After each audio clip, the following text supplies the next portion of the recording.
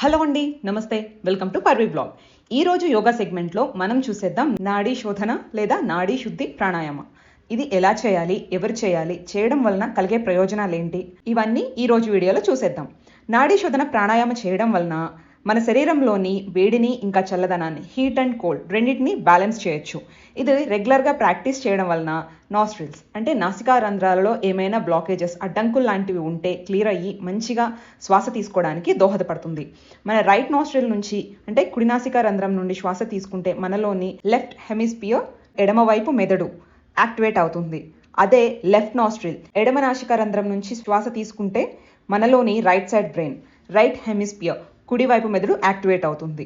ఇలా ఎక్కువ రోజులు ప్రాక్టీస్ చేయడం వలన లాంగ్ రన్లో మన మైండ్ కామ్ అయ్యి స్ట్రెస్ తగ్గుతుంది. అంతేకాకుండా ఎక్కువగా ఆక్సిజన్ తీసుకొని కార్బన్ డైఆక్సైడ్ బయటికి మనం వదలడం వలన మన శరీరంలోని బ్లడ్ ప్యూరిఫై అవుతుంది. ఇక్కడ డీటాక్సిఫికేషన్లా వర్క్ అవుతుంది. మన శరీరంలో పింగళ నాడి, ఇడా నాడి అంటే సూర్య చంద్ర నాడుల్ని బ్యాలెన్స్ చేయడం వలన డీప్ మెడిటేషన్, స్పిరిచువల్ అవేర్నెస్ని పొందొచ్చు. ఈ నాడీ శోధన మనలోని జీర్ణశక్తిని పెంచి ఆకలి పెరిగేలా చూస్తుంది. అంతేకాకుండా రెస్పిరేటరీ డిజార్డర్స్ ఏమన్నా ఉన్నా, బ్రాంకియల్ ఆస్మా, నోజల్ ఎలర్జీస్ ఇలాంటివి ఏమన్నా ఉన్నా వాటిని తగ్గించడానికి ఉపయోగపడుతుంది. ఎవరైతే కోల్డ్, నోస్ బ్లాకేజెస్, ఫ్లూ ఏమైనా కోల్డ్ రిలేటెడ్ ఇష్యూస్ ఉన్నప్పుడు నాడీ శోధన ప్రాక్టీస్ చేయకపోవడం మంచిది. ఆ టైంలో చేయాలన్నా చేయలేము, ఇంకా ఇబ్బంది పడతాం కూడా.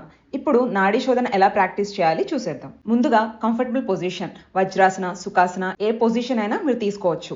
ఇప్పుడు లెఫ్ట్ హ్యాండ్ మోకాలు పైన పెట్టి రైట్ హ్యాండ్తో వీడియోలో చూపించిన విధంగా నాసిక ముద్ర తీసుకోండి. ఎప్పుడూ కూడా మీ థంబ్ బొటన వేలుతో కుడి నాసికా రంధ్రం రైట్ నాస్ట్రిల్ని క్లోజ్ చేయాలి.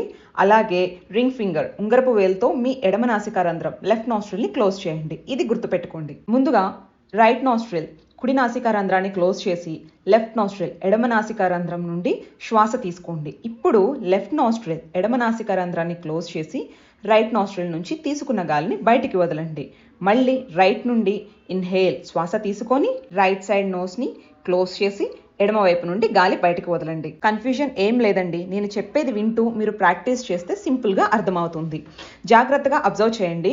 Left inhale, right exhale, right inhale, left exhale. ఇదంతా ఒక సైకిల్. ప్రాక్టీస్ చేస్తూ ఉంటే మీకు అర్థమవుతుంది. Left inhale, right exhale, right inhale, left exhale, again left inhale, right exhale, right inhale, left exhale. ఇలా మొత్తం 9 సైకిల్స్, 9 రౌండ్స్ నిదానంగా పూర్తిగా శ్వాస తీసుకుని అలానే పూర్తిగా శ్వాస బయటికి వదులుతూ 9 సార్లు లేదా 27 సార్లు ప్రాక్టీస్ చేయాలి. Deep inhalation and complete exhalation. లేదు అంటే 5 to 10 minutes డైలీ ప్రాక్టీస్ చేయొచ్చు.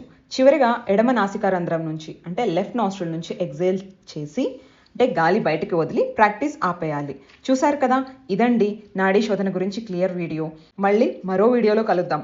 ఆలోపు మీరు ఈ వీడియోని లైక్ చేసి షేర్ చేసి మీకు ఏమైనా డౌట్స్ ఉంటే కింద కామెంట్ సెక్షన్లో అడగొచ్చండి.